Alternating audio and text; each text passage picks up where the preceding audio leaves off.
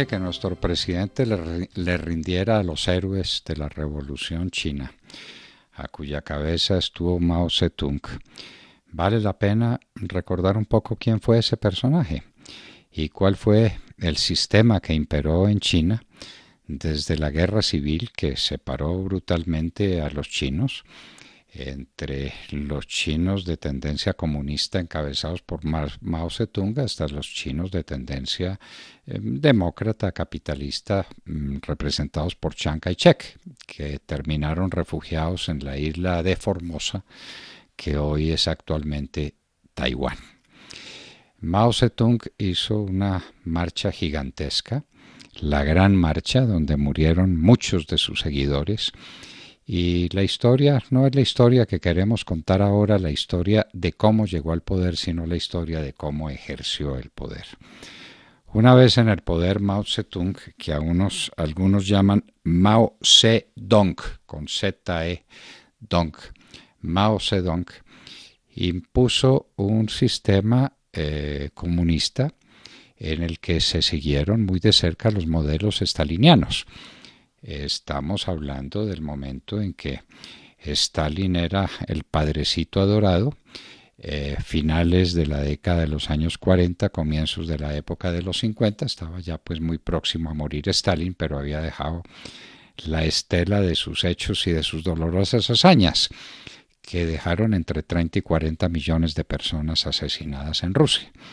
Mao Zedong siguió esas líneas y la siguió en sus trazos esenciales, empezando por una policía secreta que era parecida a la actual NKVD, que gobernaba la vida de los chinos implacablemente, y siguiendo luego por unas aventuras tan dramáticas como las de la reforma agraria. Los chinos tenían una viejísima tradición agrícola y China nunca tuvo problemas de abastecimiento agrícola, habiéndolos tenido tantos de tantos órdenes a lo largo de su historia turbulenta y de su historia tan significativa desde el punto de vista cultural y desde el punto de vista humano. Pero Mao Zedong resolvió tomar los modelos stalinianos, impuso una reforma agraria brutal en contra de los propietarios. Había que destruir a los propietarios, la propiedad privada era perseguida implacablemente y eso costó muchas vidas, la verdad, millones de vidas. Lo que se hizo con los kulaks en Rusia lo hicieron también en China, lo hizo Mao Zedong contra los propietarios de tierras. ¿Y eso en qué acabó? Acabó, entre otras, en unas hambrunas pavorosas. Cuenta la historia que un día que fracasaron los estimativos que debían hacerse los planes, porque Mao Zedong adoptó también el sistema de los planes quinquenales rusos con otra manera, con otro motivo, y los propuso en la agricultura. No había desarrollo industrial, no había acero para producir, tenían que producir comida. Y un día no produjeron comida y tenían que inventarse un cuento.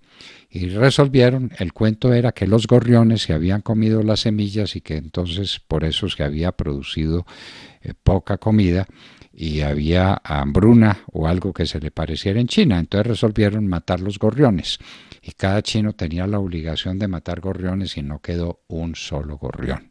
Los mataron. Eso es lo que cuenta la historia. Y como los gorriones eran los que se comían los insectos que atacaban las plantas, los insectos sí quedaron a sus anchas, mataron las plantas, se comieron una inmensa cantidad de plantas de comida, de las plantas de maíz y las plantas de trigo, de lo que hubiera, y el resultado fue una hambruna que le costó la vida a 20 o 25 millones de chinos, que desde luego no los quiso matar Mao Zedong, sino que los mató por accidente. Pero lo cierto es que las hambrunas se extendieron por China y que fueron una técnica para destruir a la gente. Curioso, pero eso también lo tomaron. Otro tema curioso. Llegó un momento en que la pobreza de China era mucha y se dedicaron a vivir del opio. Hay una obra magnífica de André Malraux sobre los cultivos de opio y sobre el mercado de opio en el mundo, Miren ustedes, aquí estamos tratando de vivir y en Venezuela están tratando de vivir de la cocaína, aquí también estamos tratando de vivir de la cocaína, China vivió del opio. Y esa guerra, las guerras que se hicieron alrededor del opio, costaron también muchas vidas.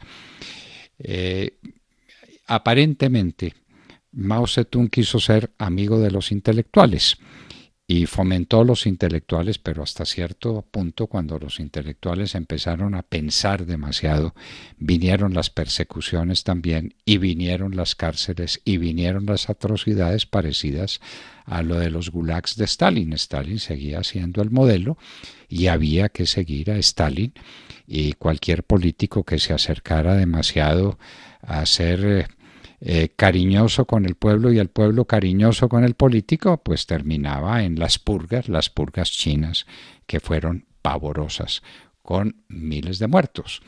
Pasó el tiempo, se estableció definitivamente el régimen de Mao Zedong, que fue un régimen desastroso para el país empobrecido. La gente no podía vestirse sino con un overol raído y no tenía otro medio de comunicación que una bicicleta vieja y oxidada. Pero el régimen era un régimen todopoderoso con una gigantesca policía secreta, y cuanto había se lo dedicaban los chinos a las armas para combatir muy distintas guerras, como la guerra de Corea, por ejemplo, fue impulsada grandemente por China, y muchos chinos fueron a combatir a Corea del Norte. No solamente mandaron armas y mandaron pertrechos y municiones a la guerra de Corea, sino que mandaron hombres también que combatieron en Corea contra los hombres de Corea del Sur y de las Naciones Unidas, colombianos, por ejemplo, que combatieron en la guerra de Corea. Pero decíamos que estaba establecido el régimen de Mao Zedong sobre la base de millones de muertos. Cuando tenían que inventarse alguna cosa, el pueblo ya estaba cansado y estaba empezando a pensar en cosas distintas que no fueran un overol y una bicicleta. Y entonces se inventaron el gran salto adelante, una de las mayores mentiras que se han metido nunca, sobre la base de unos planeamientos estatales y sobre la base de unas medidas que lo que produjeron fue mayor cantidad de miseria y mayor cantidad de opresión. Entonces esto condujo a que Mao Zedong, que era un hombre de una vida personal espantable, yo lo comparo con el emperador Tiberio, son dos personalidades que me parecen similares, con unos excesos, con unas brutalidades, y brutalidades pues no solamente sobre el sexo femenino, sino sobre los niños. Mao Zedong era un corrompido total y absoluto que mandaba matar a la gente, y se inventó lo que se llamó la Revolución Cultural. Y en la Revolución Cultural aparece la banda de los cuatro, que son los que mantienen a Mao Zedong hasta el final. Y en esa banda de los cuatro está inclusive su mujer. Y se cuentan por millares y por millones las muertes de los chinos dentro de esa revolución cultural de Mao Zedong. Mao Zedong deja una estela de muertos que nadie nunca podrá determinar exactamente cuántos fueron los muertos, que no solamente los muertos directos, lo que llaman, por ejemplo, en el libro negro del comunismo, las víctimas directas, por millones. Por ejemplo, cuando vino esta marcha cultural, convirtieron a los estudiantes en enemigos de los maestros. Había que perseguir a los maestros y matarlos. Y los mataban a palo físico, con garrote, mataban a los maestros. A otros los obligaban a comer clavos para que los clavos destruyeran su aparato digestivo y murieran en medio de los dolores más atroces. Lo que se hizo contra los maestros en China, maestros que eran para Mao Zedong los precursores de un mundo caduco y de unas ideas que no tenían derecho a mantenerse sobre el pueblo chino. Esa fue pues el salto adelante, que no fue sino otro salto hacia atrás, y esa fue la revolución cultural, que fue la revolución más salvaje que recuerde el mundo por aquellas épocas. Muerto Mao Zedong, vino la lucha por su sucesión, siguió conservándose con Mao Zedong. A Mao Zedong no le hicieron el inventario que le hicieron a Stalin dirigido por Nikita Khrushchev, donde puso de presente los crímenes stalinianos que fueron oprobiosos. Lo de Mao Zedong nunca se hizo suficientemente, pero se dejó de mantener el entusiasmo por la figura de Mao Zedong, pero allá algo se conserva, como el monumento a los héroes de la revolución, y el monumento que en últimas es un monumento a Mao y a lo que Mao significó, y ante lo cual dejamos los colombianos representados por nuestro presidente una corona de flores y un gesto de, no sabemos si de humillación o de veneración por esas hazañas de Mao Zedong, uno de los hombres más crueles que el mundo recuerde, dirigiendo una revolución que es uno de los movimientos más despiadados y horrendos de los que se tenga noticia. De manera pues que esta es una historia que habría que contar probablemente con más detalle, con más detenimiento, pero el resumen son millones y millones y millones de chinos sacrificados para poder mantener un régimen absolutamente improductivo, destructivo, no produjo nada. Y desde entonces, por ejemplo, los chinos no han podido volver a tener una agricultura, no se incorporaron a la agricultura moderna y siguen siendo grandes productores de comida. Pero eso tiene una razón. La razón, las persecuciones terribles de la Revolución China contra los campesinos, parecido a la revolución estaliniana contra los campesinos rusos, que dejó exactamente la misma huella. Rusia es probablemente mucho más rica en tierras productivas que China, pero China no debiera tener ningún problema para alimentarse, pero lo tiene como resultado de Mao Zedong y de sus hazañas truculentas. Algunos calculan en 60 millones, otros en 50, otros en 40 millones el número de muertes de personas asesinadas directa o indirectamente dentro del régimen de oprobio de Mao Zedong y de su revolución comunista, que no dejó más que miseria y pobreza.